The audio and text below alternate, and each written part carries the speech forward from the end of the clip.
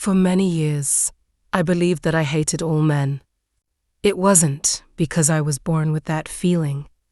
It came from painful experiences. When I was a child, my father left my family. Later, my first boyfriend betrayed my trust. At work, a male colleague took credit for my ideas. After being hurt again and again, I started to think that all men were selfish and dishonest, and whenever someone told me that not all men were the same, I refused to listen. In my mind, I had enough evidence.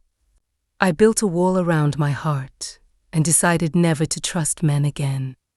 One day, a new employee named Daniel joined our office. I immediately assumed I would not like him. However, Daniel was different from what I expected.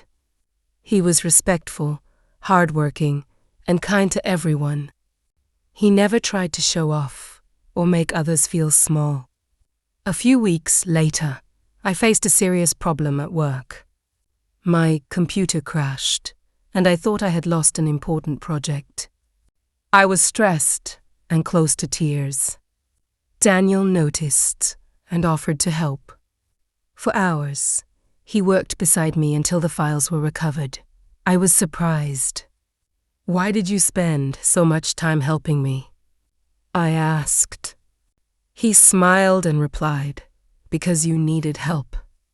His answer stayed in my mind as time passed.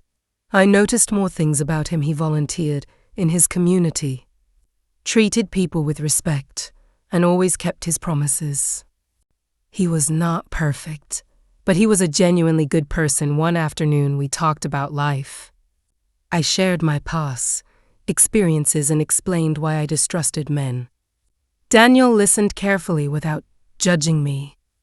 When I finished, he said, "You have every right to feel hurt.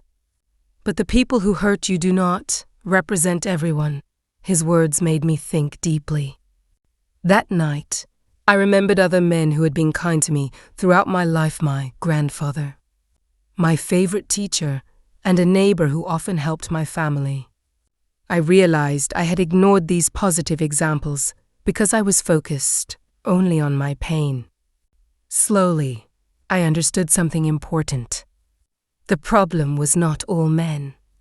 The problem was that a few people had hurt me, and I had allowed those experiences to shape my view of an entire group.